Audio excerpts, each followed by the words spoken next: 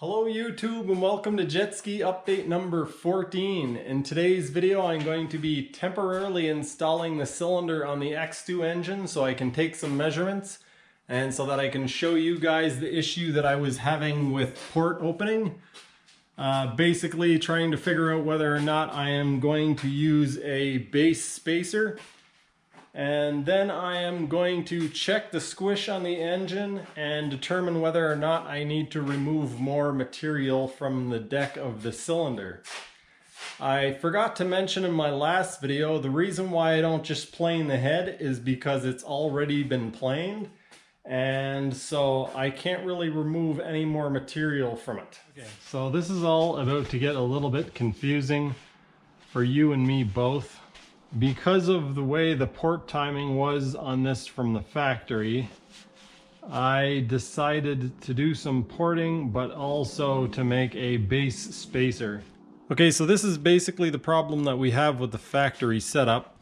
You can see this piston is all the way to the top, and this piston is all the way down. You can still see about 3 millimeters of the top of the piston. And if you look across at the transfer port, that boost port right there, if you look through at it, you can see the piston is covering part of that as well. The transfer ports are not opening up all the way. So we have a lot of wasted port volume. If we rotate this one down, leave the other one at the top, you can see we have the same issue.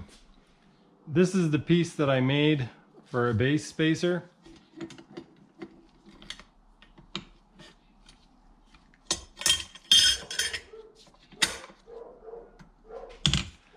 And then put the cylinder back on. Cylinders.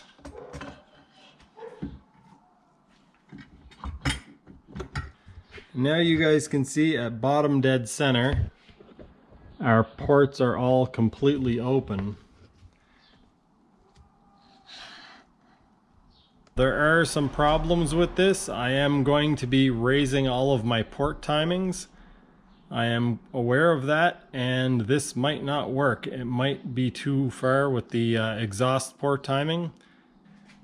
So the problem could be that this engine will want to make power around 9,000 RPM, but due to the exhaust pipe wanting to make power at 5,000 or 6,000 RPM, it just won't work together, and I'll end up with an engine that actually makes less power and is really doggy out of the hole. The problem now is that I may have to remove a lot of material off of here to get my compression up. Okay, so after seeing how much that affected my compression ratio, I'm actually not going to use this right now anyway. We're going to set that aside. I'm going to double up on the base gasket. So the good news now is that now that we know all that stuff is good, we can put the whole top end together. So we'll get some assembly lube, pop some onto our bearings. These caged needle bearings are actually really good at running dry for long periods of time. I highly would not recommend doing that for any. These are probably some of the easiest snap rings I've ever put in my life. Pretty impressive. When I'm working on a twin cylinder engine and I put the circlips in, I always make sure to put them on the inside. That way I put this piston on and I can get this clip in easily. I'm working on this one, I can get this clip in easily. If you've ever tried to get a clip in on the inside here and dropped it into the base, you'll know why I do it this way. It's a pretty horrible feeling to be working on an engine, get to this point and drop something down in there and not be able to get it out.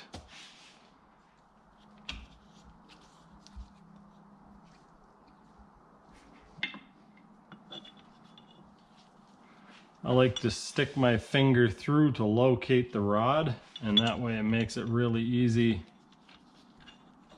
to get the pin in through the other side. I would highly recommend that you put a rag or something over the cases so that you don't drop the clips inside. Something like this.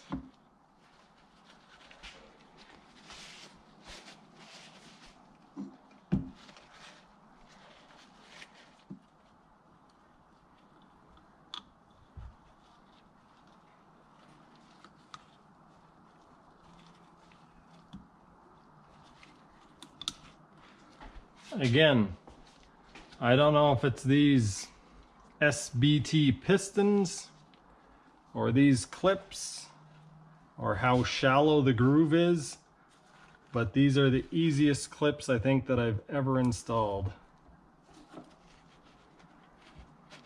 Definitely not complaining.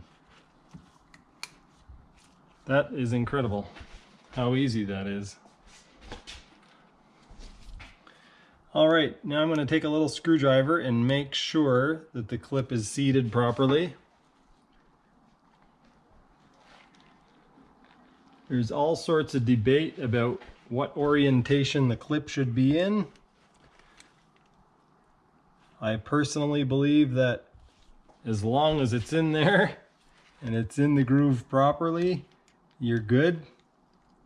As far as the physics goes, it would take a huge amount of G-force for that clip to actually collapse on itself and come out of there. So I'm not worried about it. We've got our piston rings.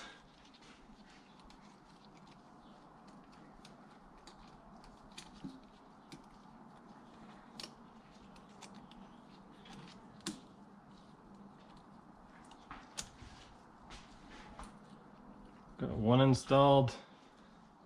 I suppose I don't have to tell you guys that. You can see, right? My battery died just as I was about to put the second set of rings on, so I decided to give you guys a little different perspective. Pop this piston ring on. Pop. My cat decided to join us. Hello, Quasar. He caught a bird earlier today, so he's pretty pleased with himself.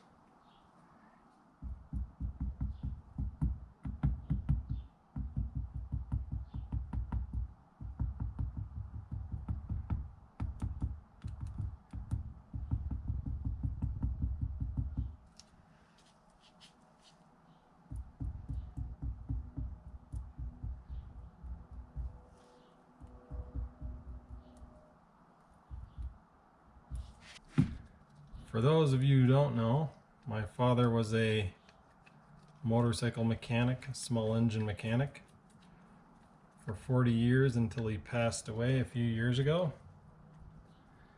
He was a huge fan of Loctite 515.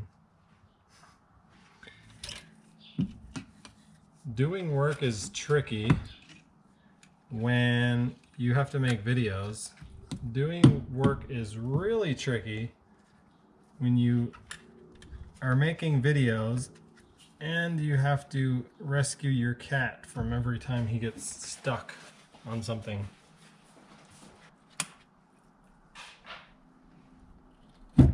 Okay, change the plan. This gasket shrunk, so I'm not going to use it. I'm going to make one of my own. 21 thousandths on the factory gasket and 30 thou for the one I made. I'm using a bit of Permatex anaerobic sealant on this gasket surface just because I'm making it so thick. I want the two gaskets to bond together so that I don't have a blowout. I highly doubt that it would have a gasket blowout anyway, unless I have some sort of severe backfire. It's more likely to blow a seal out than it is a gasket. Alrighty. Another little shot of oil on the lower connecting rod bearings. Put a bunch of oil on the rings.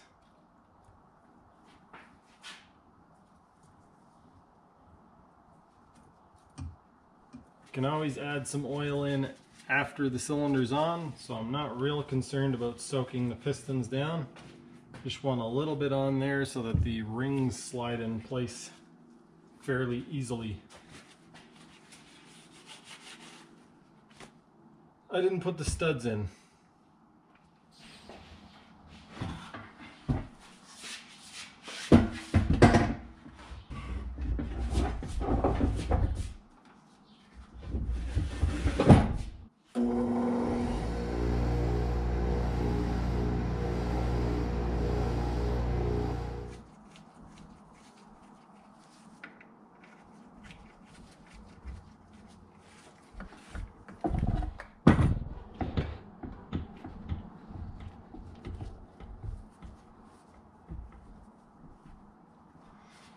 Nice.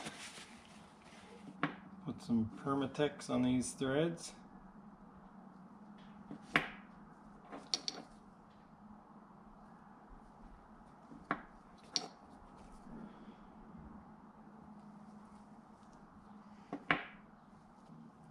This video is brought to you by Anaerobic Gasket Maker, being used for all sorts of other things.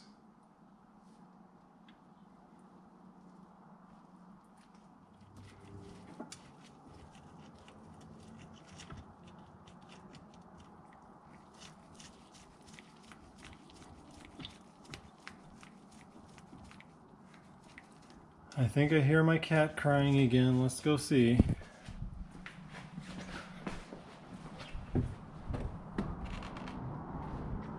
Oh, you're stuck again, are you? You're stuck?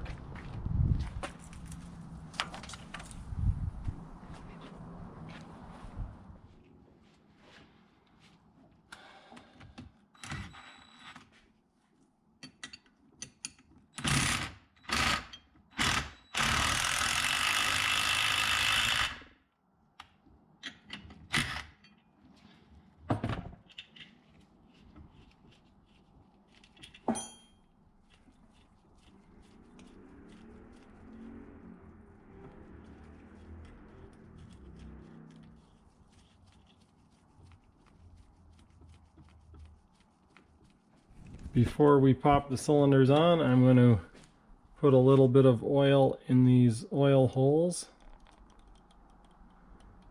This is where oil accumulates in the transfer ports and then falls down to the bearings and seals. Do this side first because it's probably going to be the trickiest side.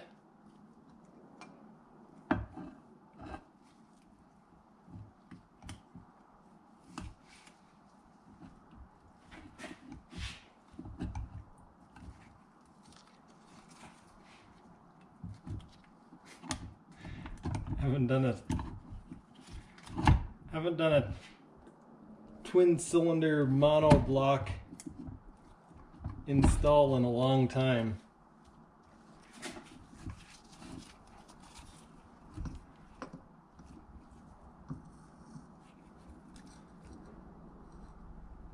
Been a lot of years.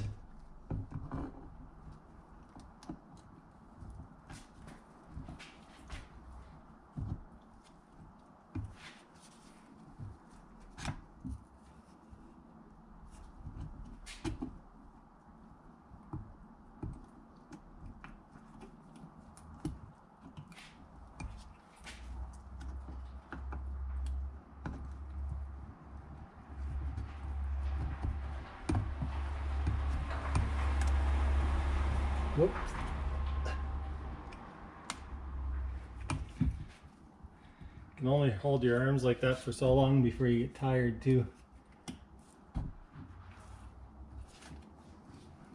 Alright, I'm gonna have to come around and maybe block the shot here to get this one in.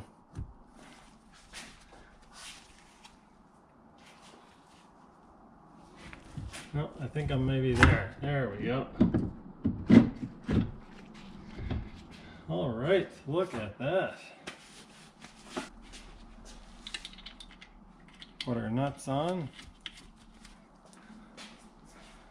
2, 4. Oh, I see another one. 6. I see 7.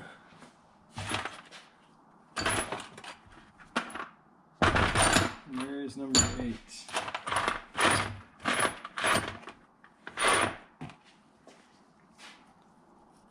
Seven. I ended up looking everywhere for that stupid nut, and I finally found it. I looked through all of these bins and all of those bins. I looked in those bins and on that shelf and all along here and underneath my mill and all through underneath here. And then I came across this thing, which is a tool I had made to try to pull the sleeve out of my cylinder before I discovered that they're actually cast in place. The nut was on the end of there. I'm going to quickly install the head with just 4 bolts, tighten it down, and then do a squish test to see exactly how much squish I have. But just looking at it by eye here, I'm guessing that it's going to be about 60 thousandths, maybe a bit more. I'm not using a head gasket because it's going to simplify my calculations. If I put a head gasket in there, I would then have to figure out how much the head gasket had squished and the overall thickness of the gasket, so on and so forth. And very likely I won't be using a head gasket. I'll just be using some Permatex. Put the solder in until it touches the side of the cylinder. Alright, now try not to tip the engine over. And there we go. Now that we've squished the solder, I will take one of these handy rigs, zero it out. I was pretty close.